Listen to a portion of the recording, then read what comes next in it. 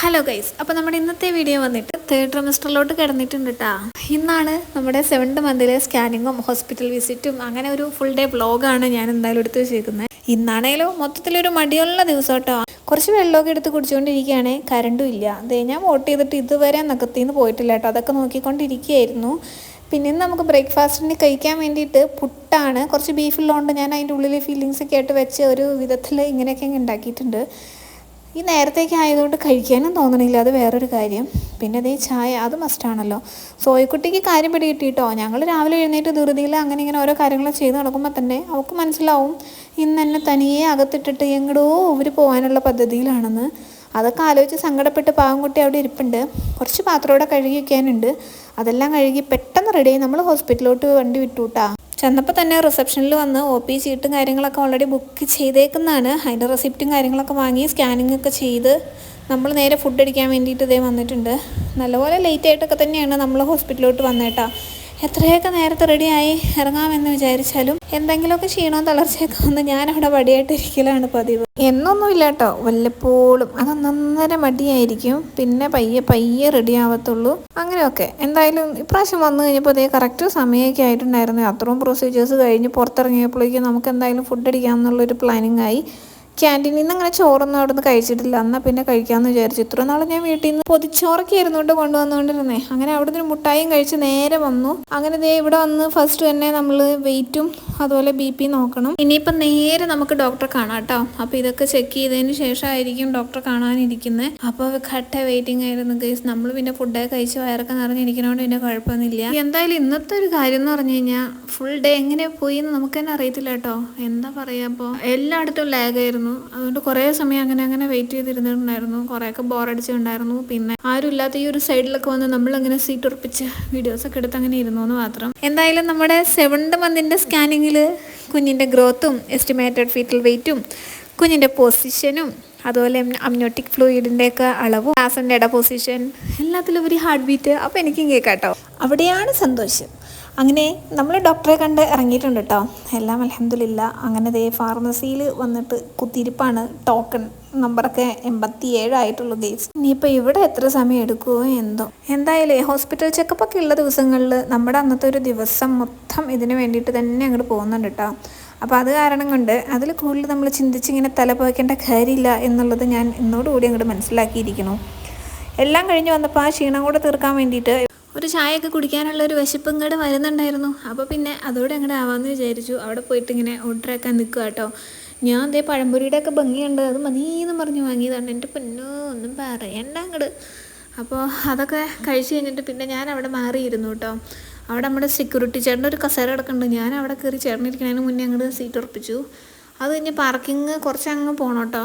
അങ്ങനെ അവിടുന്ന് വണ്ടിയൊക്കെ എടുത്തുകൊണ്ട് വന്ന് ഞങ്ങളങ്ങനെ വിട്ട് പോരുവാണ്. അത്യാവശ്യം നല്ല മഴയുണ്ട് കേട്ടോ. ഹോസ്പിറ്റലിൻ്റെ അകത്തിരിക്കുമ്പോൾ ഇതൊന്നും അറിയത്തൂടിയില്ല. മഴയാണോ വെയിലാണോ പുറത്തെന്താ നടക്കണേ. എല്ലാം കഴിഞ്ഞ് നമ്മൾ പുറത്തിറങ്ങിയപ്പോഴാണത് മഴയൊക്കെ നല്ലപോലെ ഒന്ന് പെയ്ത് കഴിഞ്ഞിട്ടുണ്ടെന്നുള്ളത് മനസ്സിലാവണത്. എന്തായാലും അടിപൊളി ക്ലൈമറ്റ്.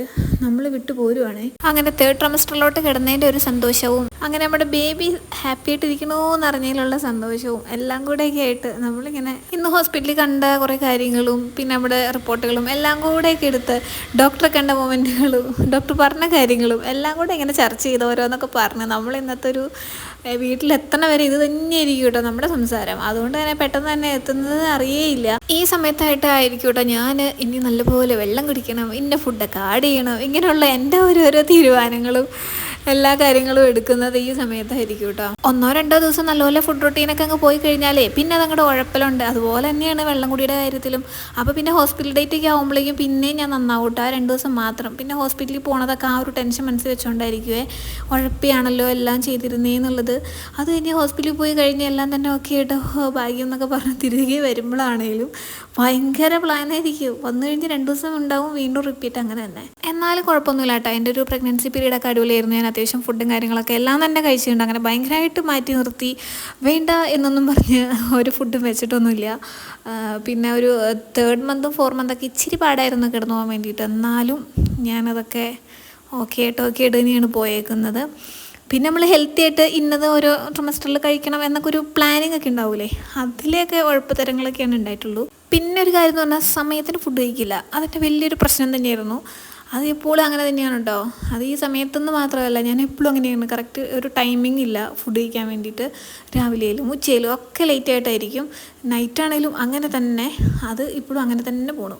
അത് ഭയങ്കര ഒരു പ്രശ്നമായിട്ട് എനിക്ക് തോന്നിയിട്ടുണ്ട്. അത് മാറ്റിയെടുക്കാനും പറ്റിയിട്ടില്ല ഗൈസ്. പിന്നെ ഫുഡൊക്കെ നല്ലപോലെ കഴിക്കുന്നുണ്ട്, വെള്ളമൊക്കെ കുടിക്കുന്നുണ്ട്, കുഴപ്പമൊന്നുമില്ല. അപ്പോൾ എല്ലാവരുടെയും പ്രാർത്ഥനയും ദ്വായൊക്കെ വേണം കേട്ടോ. ഐസ്ക്രീം വാങ്ങാൻ വേണ്ടിയിട്ട് വണ്ടി നിർത്തിയതാണ്. ഇതിപ്പോൾ സംസാരിച്ച് അവിടെ തന്നെ നിൽക്കണ രംഗാട്ടോ ഈ കാണുന്നത്. എന്നീ വഴി പോയാലും ഐസ്ക്രീം വാങ്ങലുണ്ട് കേട്ടോ. അപ്പോഴാണ് എല്ലാ ഫ്ലേവർ മാറ്റി വാങ്ങും. ഞാനാണെങ്കിൽ ആകെ ടെൻഡർ കോക്കനട്ടിൻ്റെ ഈ ഒരു ഐസ്ക്രീം മാത്രമായിട്ട് വാങ്ങി കഴിക്കല്. ഇന്ന് അതിനകത്ത് സ്ട്രോബെറിയുടെ ചെറിയൊരു ഫ്ലേവറും കൂടെ കയറി വന്നുണ്ട് കേട്ടോ. കളർ കാണുമ്പോൾ തന്നെ അറിയാം. ആ ഒരു സെയിം സ്പൂൺ വെച്ച് യൂസ് ചെയ്തുകൊണ്ടാണ് കേട്ടോ. എന്നാലും കൊള്ളാം. പിന്നിപ്പോൾ ഞാൻ ഈ പരിപാടി അങ്ങ് നിർത്തി. അതിൻ്റെ അകത്ത് കോക്കനട്ടിൻ്റെ ഒരു അംശം ഉണ്ട്, പക്ഷേ കറക്റ്റ് കരിക്കിൻ്റെ ഒരു സെറ്റപ്പല്ല. അത് കാരണം കൊണ്ട് ഞാൻ അതങ്ങ് നിർത്തിയിട്ടുണ്ട്. ഇനി വേറെ ഫ്ലേവർ പിടിക്കണമെന്നാണ് തോന്നുന്നത്. പിന്നെ ഞാൻ ഡെയിലി അങ്ങനെ വാങ്ങലില്ല കേട്ടോ. ഞാൻ അവൻ്റെ അടുത്ത് നിന്ന് കുറച്ചങ്ങ് ഇരിക്കും. ആ കോണില്ലേ, അതിൻ്റെ ഉള്ളിൽ ഐസ്ക്രീം ഇങ്ങനെ ചാടി കഴിയുമ്പോൾ എനിക്ക് നല്ല ഇഷ്ടമാണ്. അത് ഞാൻ കഴിക്കാൻ വേണ്ടിയിട്ട് ലാസ്റ്റ് എനിക്ക് തരാൻ പറയും. അങ്ങനെയൊക്കെയാണ് കേട്ടോ. ഇന്നിപ്പോൾ എനിക്ക് വേണമെന്ന് തോന്നിയോണ്ട് ഞാൻ ജസ്റ്റ് വാങ്ങിയെന്നുള്ളൂ. അങ്ങനെ ചക്കപ്പഴത്തിൻ്റെ ഐസ്ക്രീം എങ്ങാണ്ട് വാങ്ങിക്കൊണ്ട് വന്നതെന്നാണ് എനിക്ക് തോന്നുന്നത്. എനിക്ക് കറക്റ്റ് ഓർമ്മയില്ല. ഇത് ബട്ടർ സ്കോച്ച്, എന്നാണ് സ്പാനിഷ്, അങ്ങനെ ഇങ്ങനെ കുറേ എന്തൊക്കെയോ ഫ്ലേവറൊക്കെ വാങ്ങി കഴിക്കലുണ്ട് കേട്ടോ. എല്ലാം തന്നെ ഇപ്പോൾ അവിടുന്ന് ട്രൈ ആക്കിയിട്ടുണ്ട്. അതിലിപ്പോൾ ഫേവറേറ്റ് ആയിട്ടുള്ള ഒരെണ്ണം കണ്ടു വെച്ചിട്ടുണ്ട്. ഇനി അതേ വാങ്ങണുള്ളൂ എന്നൊക്കെയാണ് പറയണേ. അങ്ങനെ നേരുമംഗലം വന്നു. ഇവിടെയാണ് നമ്മൾ പെട്ടുപോയത്. എത്ര സമയം ഇവിടെ നമ്മൾ കിടന്നു. എന്തൊരു ബ്ലോക്കായിരുന്നു എന്നാണ് ഞാൻ ആലോചിക്കുന്നത്. എൻ്റെ പൊന്നോ. അങ്ങനെ ബ്ലോക്കൊക്കെ മാറി നമ്മൾ വണ്ടിയൊക്കെ എടുത്ത് വിട്ടു പോവുകയാണ്. ഇനി കുറച്ചു നേരം കാട്ടിലൂടെയുള്ള സഞ്ചാരമാണ് ഗൈസ്. അങ്ങനെ ഇന്നത്തെ ഒരു ദിവസം അങ്ങോട്ട് കഴിഞ്ഞത് അറിഞ്ഞില്ല. അപ്പോൾ ഇതൊക്കെയായിരുന്നു കേട്ടോ 7th മന്തിൽ എൻ്റെ പ്രഗ്നൻസി സ്കാനിങ്ങും ഹോസ്പിറ്റൽ വിസിറ്റൊക്കെ ഉള്ള ഇന്നത്തെ ഒരു കുഞ്ഞു വീഡിയോ. അപ്പോൾ എല്ലാവർക്കും ഇഷ്ടമായെന്ന് വിചാരിക്കണം. സപ്പോർട്ട് ചെയ്യണേ. അപ്പോൾ ഓക്കെ, ബൈ.